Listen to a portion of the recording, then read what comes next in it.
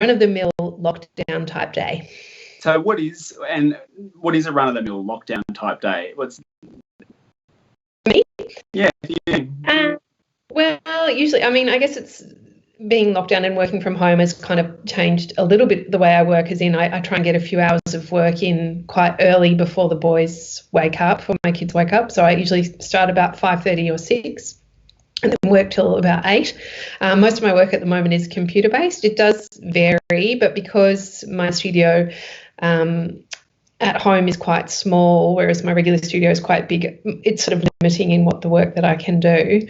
So most of my work is computer-based, a little bit of handmade stuff. But yeah, so a lot of time in front of the computer, in my sketchbook, a lot of emails, a lot of interruptions from my children, a lot of, short order cook. Yeah. So a lot of people would say, one of the questions that's been thrown up by this whole crisis is that some people have perhaps more able to work from home than others, and some might have had some home-based practice already or worked a lot from home. That some might say, from what you've just said just then, that actually that sounds like maybe an ideal job to have if you're in lockdown. Like, has that actually been the practice, that it's been ideal? I've definitely worked from home before, and I did have my studio at home for a while, so I wouldn't say it's ideal, but I'm definitely in a lucky situation where I can do what I do from anywhere. So as far as jobs go, then yes, like my husband's in hospitality, and some of his businesses are still open, so he can't work from home. It's actually impossible. And my sister as well, actually. So as far as that goes, yes, it's definitely ideal, but in the big scale of things, not ideal. So, I mean, tell us a bit about your process, because it must, it's one thing to have this idea of, well, now during lockdown, everyone can work from home and we can all focus on the computer screen in front of us, but it's not the case when you've got kids knocking at your door, right? And I imagine that must be, I've had to have kids crawl into a couple of Zoom meetings. Mine are younger than yours. One's almost 5 and the other one's 3, and fortunately everyone in the office has kind of got used to the kids climbing in, because they love to see that Brady Bunch sort of gathering of Zoom faces there and point out the people that they know. But I imagine that must be pretty frustrating, with your work, to be in the middle of something, be in the middle of a concept process, and then bang, all of a sudden you get the knock on the door, can you make me a sandwich? Yeah, it's definitely that. I mean, the kids are one thing, but I think definitely being at home, you get distracted by so many other things as well. And I think in the first few weeks of lockdown, I was kind of like one of those people who got hyper sort of manic and, wanted to do I had lots of work to do, and then I also was running a veggie garden and, doing all these things in my house that I would not usually have the time to do, but actually didn't have the time to do, but because I was at home. So definitely my working flow is a lot different than it usually is, and that's what I'm talking about with the changed hours. So definitely I work early in the morning, and then I work sometimes later in the night, just so I can get it all done, because I can't maintain that general 8 hours of just straight concentration, and often what I do does require a lot of quite intense concentration. But I guess my children are pretty good, and one of the things I have liked about it is that now they know exactly what I'm working on at all times. They're like, oh, that job and blah blah blah blah. So that's kind of nice, that's to nice. have that. Yeah, to have that around. Is that some of your work behind you that we can see? No, that's all my friends. That's all. That's all my friends' work. Yeah. No, I don't like looking at my work. Yeah. How I've been interested in talking with other parents about how their kids have dealt with all of this, and there's that moment of probably in the first week or so of lockdown, the kids saying, I'm just going to go out and hang out and have a bit of a play. It's like, no, lockdown actually means, I'm sorry, you can't go out. Yeah. How have they dealt with it? Yeah, it is quite, I mean,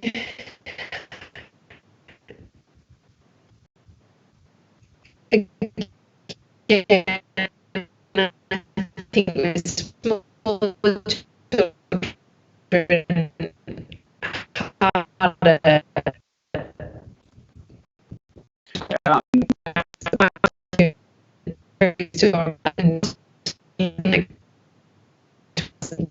so I guess for him being definitely at the balance like mental health of like yes you can go for a bike ride or yes you can go and do certain things just to try and balance it out, but they have been really quite good. I would say they've been really understanding, and one of them likes being at home all the time anyway, so it hasn't been too hard, but they are actually taking it really seriously, which I'm really surprised. I've been really surprised, but I guess it's been just everywhere that you've looked, so it's not something you could miss quite easily, and I think we took it quite seriously and have friends in America, and one of my husband's brother is in New York, so he's like very much there, and we've been chatting to him, so they've very much taken it seriously, and I've been really impressed actually.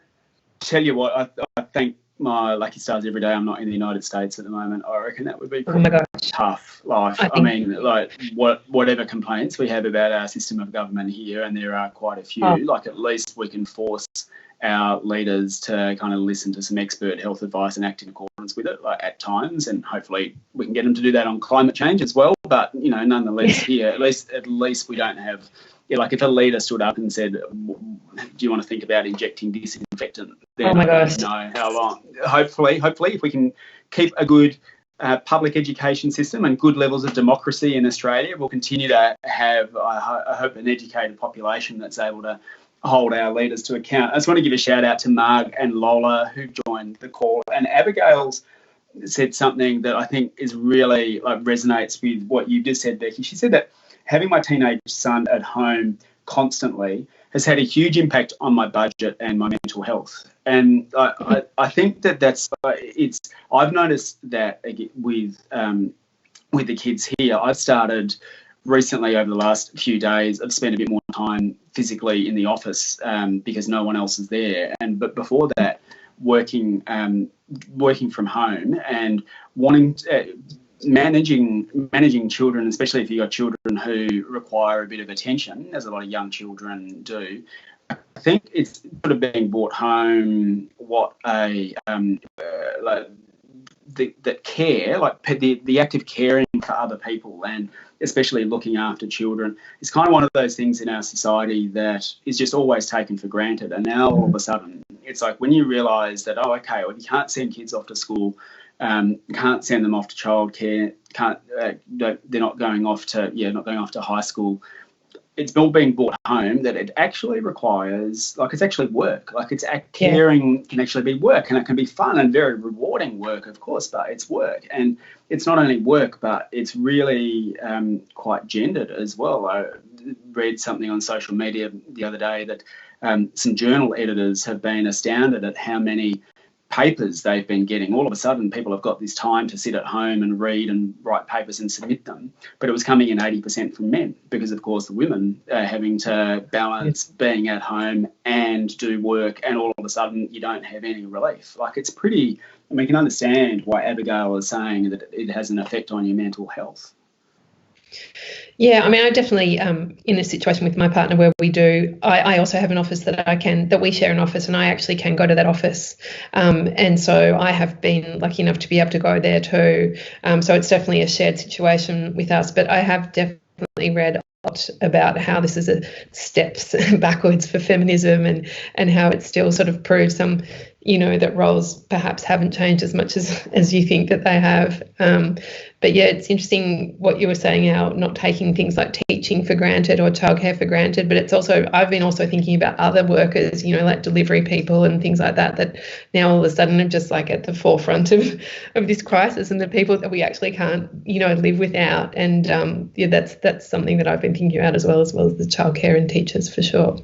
All the stories of the people who've been working in supermarkets having their wages cut and their penalty rates cut, and then having to trade off all of their basic rights. It's they were seen as being, I think by some corporations as being disposable, and now it turns out they're actually frontline essential frontline workers, keeping the whole system ticking over.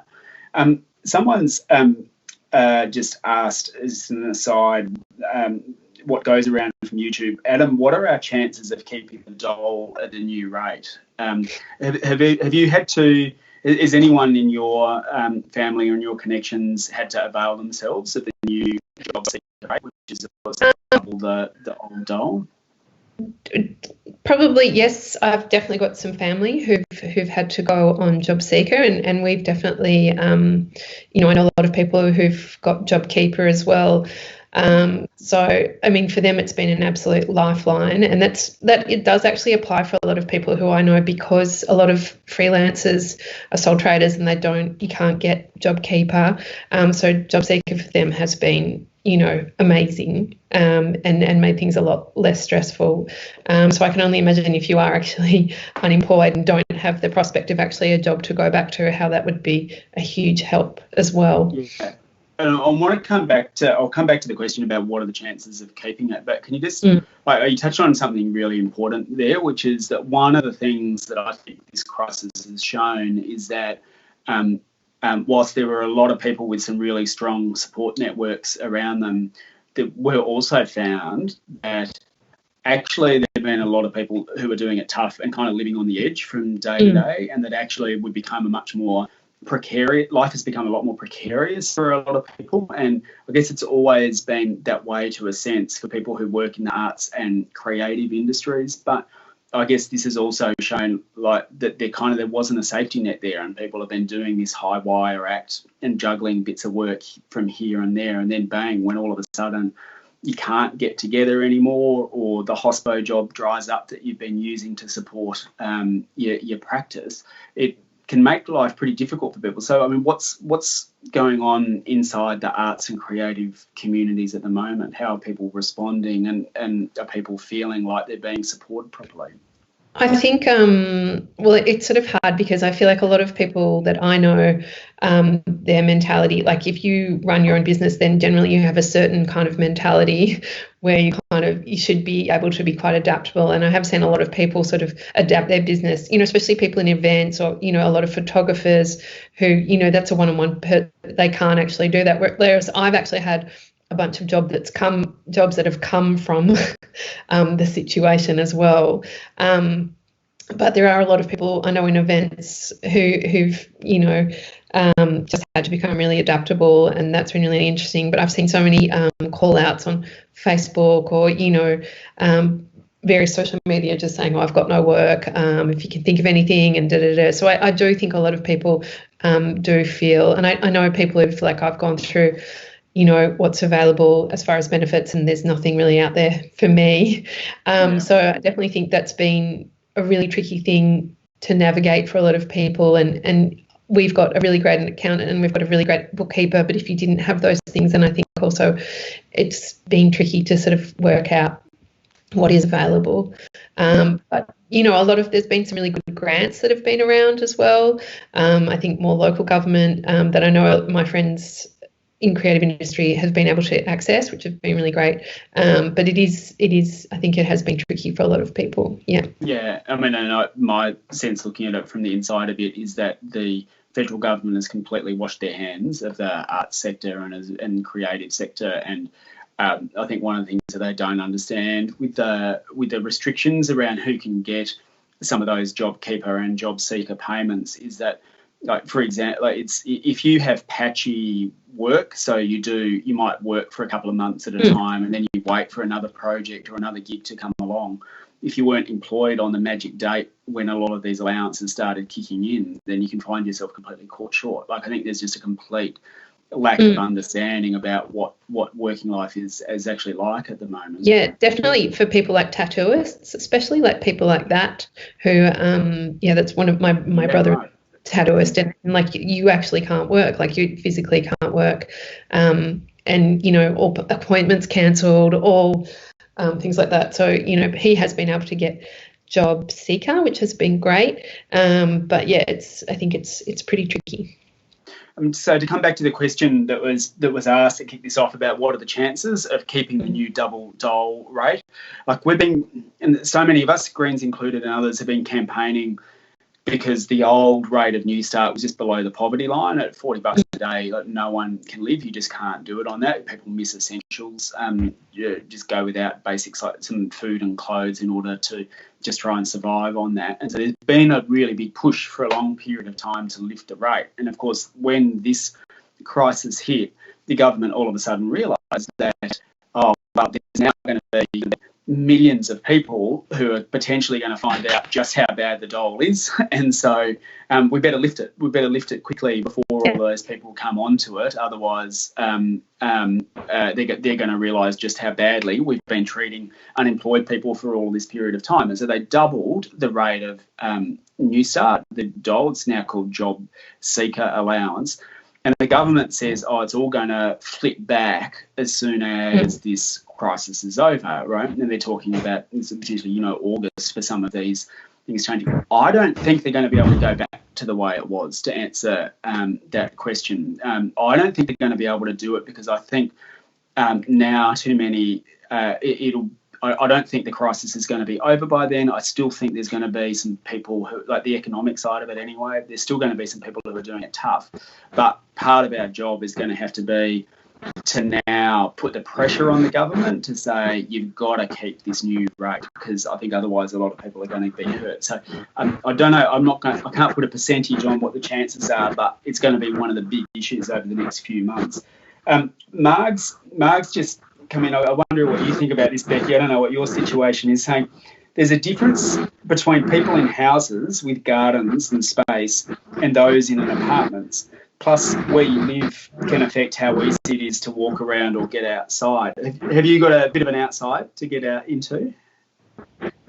We do. I mean, we've got a smallish garden, but we have a huge parklands across the road from us, so we've got lots of options. But that is so true, because, again, we've been speaking to a few friends in New York who live in apartments, and, some who have young children. And I couldn't even imagine what that would be like. And also a lot of the places that have been the worst hit, like Paris and, Spain and Italy, where apartment living is the norm, and perhaps all you have is, your balcony. So definitely I'm so grateful for any type of open space that I'm able to go out and live. So, yeah, I feel like I'm in an incredibly privileged position in and that's why perhaps I haven't found lockdown too shocking or terrible for me. But I definitely think it makes a world of difference, even just to have a tiny backyard like I do. But we need more parks and open spaces, hey? Like, this is... It's an absolute lifeline, and that's one of the other things I have noticed, which another nice thing about lockdown is when we go for a walk now, we see all of our neighbours. Like, everybody's using the park, and it's so, we see our neighbours anyway, but now we see them like all the time, at a social distance, of course, and that's lovely. So do you reckon, do you feel that I'm kind of a bit reluctant to talk about the idea of silver linings. Some people have said, there's some, there's lots of things that have been, what the most unexpected thing for me has been, I think, walking outside and being able to see across to the city in Melbourne and just how crystal clear it is. Like, there's just zero pollution and seeing across that. And it's something that kind of shocks me every day, sort of when I walk out and see that, because it's so unusual in the city. And you think, geez, well, if we all had electric cars and big public transport, then it might be like this every day. So I don't know that I want to call it a silver lining, but it's been a thing that sort of thought, well, wouldn't it be nice if we could keep the lack of pollution? Is there anything that you've found that you think, actually, is it meeting your neighbours and talking to them in the park, or anything that you want to keep out of this? A sense of community, which I think has become really a lot stronger, which I really love, and just the shopping local, like keeping everything really local, which we consciously did anyway before, but I think a lot of people are doing that for the first time, and that's really, really great. And I would love if people recognise how good that is, and how good that is for just being in your neighbourhood and sort of, not having to travel to a huge shopping centre or, to buy the things that you need, that you can, do it locally. And I also love that I can get deliveries. I got 12 crumpets delivered today. Is so exciting. 12 crumpets. All of my local baker is delivering, my grocery store, and I love that, and you get to meet the people, who work for the store, and, I've really enjoyed that too. Yeah, right. So it could be sort of bring back the Milko who comes around and delivers. Maybe that something might come out.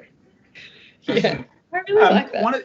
You talked about sort of supporting locals. What do you think could be done, given how difficult it is for many in the arts and creative industries at the moment, for all the reasons that we just spoke about? Are there some practical things that people could do to reach out and support people in those sectors?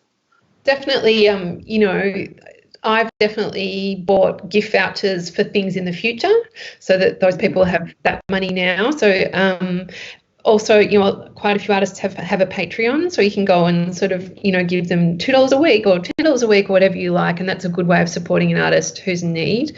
Buying their things. A lot of people still have online stores. They're still able to make stuff. So definitely buying things from artists. Even if you don't have money to spare, a lot of people don't, then just supporting people on Instagram or supporting people through social media, commenting, helping them build up a following. That can really be a really useful thing at this time. Yeah. And one of the things that I think probably hasn't been remarked upon is that at the same time as so many artists and people in the creative sector are doing it so tough, we are all, the rest of us, are actually now sitting at home and turning to the arts and creative sector to keep us entertained and get us through this. Yeah, and the amount of requests I've had for, like, can you do this craft activity, or can you do this colouring sheet, or can you do, these various activities to keep people entertained during this time. It's like I've been actually overwhelmed. I've had to get to the point where I'm like, I don't have time to do that now. And it is that, and it's, Netflix or, the ABC or, it's all those things. It's so true. I've read a lot about it, and it's very true that it is the arts that's keeping us sane during this time. Well, kind of, I'm in this situation where it's been Claudia, my wife, who's been doing most of the caring at home. I've been around probably a bit more than usual, and certainly it's meant that on weekends there haven't been things that I've had to go to. But one of the things that I think has been an absolute lifesaver, certainly for me and for all of us, has been ABC Kids. It's like thank goodness that we've got a really good national broadcaster, and we've had sort of little routines of how much TV they're allowed to watch and when and what shows and so on. But it's been nice not to be bombarded by commercials every day, and to know that there is something there that can at least be a bit entertaining and a bit educational as well. Again, it's like one of those, makes you realise one of those good things that we've got. Yes, thank God for Bluey. Yeah, that's right. Bringing that second season of Bluey along, that was, I don't know if that was timed for it, but the second season of Bluey has been a lifesaver for me and the kids. I just want to give a shout out to Chris, who said, I found schooling my 16-year-old with a disability quite challenging, as he requires one-to-one support. We have good days and bad. He has autism and has found the dramatic change in routine tough. He's also in the past week started asking about 50 times a day to go visit, but he just doesn't understand why he can't. So that's also been difficult, but we're hanging in there. Chris, thanks for sharing that with us. And I guess part of the reason that we wanted to have this chat tonight and to hear from you. Hi, someone has walked through the background there. And to hear from you is to basically let you know, Chris, that that's a really tough situation, and you're not alone. And there are lots of people at the moment who are now trying to work out how to navigate it. And one of the things that we've spoken about is that for some, it's easier than others, and I think that's a pretty tough gig to all of a sudden not only have to be a parent, I'm presuming mother, but it might be father, but be a parent of someone with a disability, and then also have to be their educator as well, like given how much support has been needed. Really, like a lot of the burden of this isn't necessarily falling fairly or evenly across people, is it? No, it sounds like sounds really tricky. And again, it just kind of makes me realise how lucky I am with my situation. But yeah, healthcare workers, definitely people, who are usually there for others, is, again, you're seeing how much they're valued during this time. Yeah. And look, thanks. for everyone for jumping on and giving us some questions. And if you've got any more comments or any more questions for myself or Beci, we'd love to hear from you. But just to, I guess think now into the future, where we go. We don't know when these restrictions are going to be lifted, and I'm kind of getting a bit worried about hearing big business saying, "Oh, we've got to lift the restrictions earlier and get back to normal." And it's like, well, no, actually, what you're saying is you want to get back to making money, even if it means that it might be a bit of a health risk to the rest of us. So I kind of want to be guided by the health experts on this about when and what we do. But like thinking ahead to what comes next, we've talked a bit about some of the things that we might want to hold on to, like perhaps that bit of sense of community and getting to know people around you in a way that we might not have before. Are there things, Beci, that you can think of that you definitely don't want to go back to? That like that we're lost during this time, and if we could keep them lost, it wouldn't necessarily be a bad thing.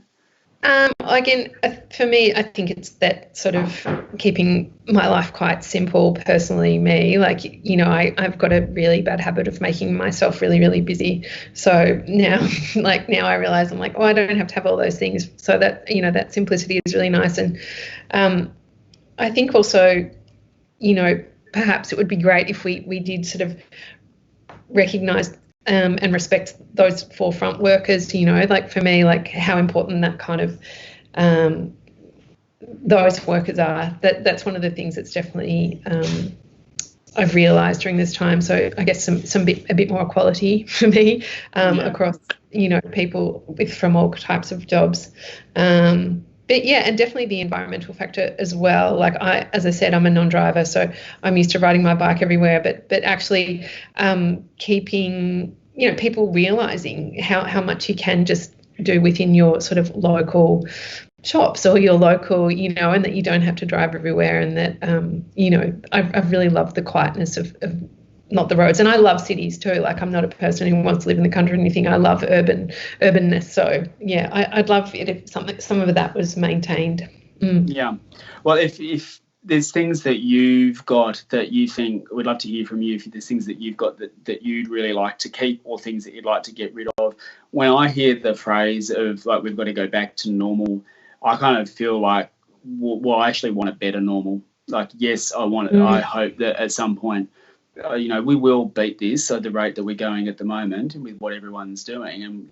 But rather than just, like, one of the things that has showed, though, is that there are a lot of people who are doing it tough beforehand, and they've been often living a more uncertain existence, a more precarious existence, and they've been the ones who've probably borne a lot of the brunt of it. And so if we can avoid people being left behind again, because, you know, there'll be another crisis. We've still got climate change to deal with as well. So if we learn out of all of this, you know, the Prime Minister says we're all in this together, but that's kind of easy to say. Like, it's actually what we've got to do is put that into practice. And if there's one thing that comes out of this, I think that spirit of looking after each other would be something that we hopefully don't forget as we all rush back to the bars and restaurants, if and when we can do that. Yeah. Yep. So thanks, everyone, for joining us. If you haven't checked out in your other second browser window Beci Orpin's work, you better, because it's great. And like, you'll see a really amazing billboard that's up somewhere. Is it still up in South Melbourne? Is that?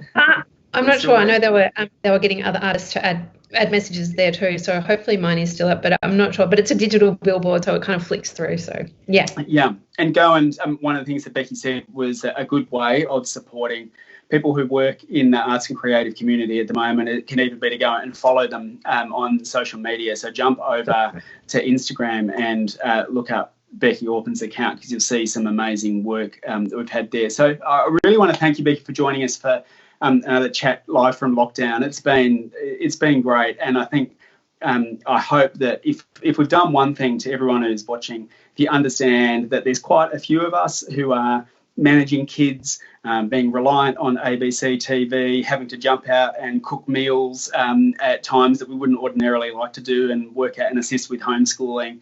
You're not alone. It's something that's happening right across the country. So we are all in this together, and we hope that thank you very much for sharing your thoughts with us tonight. So thanks Beci. I don't know if there's anything that you want to say. It's been anything you want to leave people with before we go? No, I'm all good, but you've said lots of great things, so I don't need to say anything else. Great. Thanks, Beci. Thanks, everyone. We'll see you all later. See you next Tuesday, live from lockdown. Bye. See you.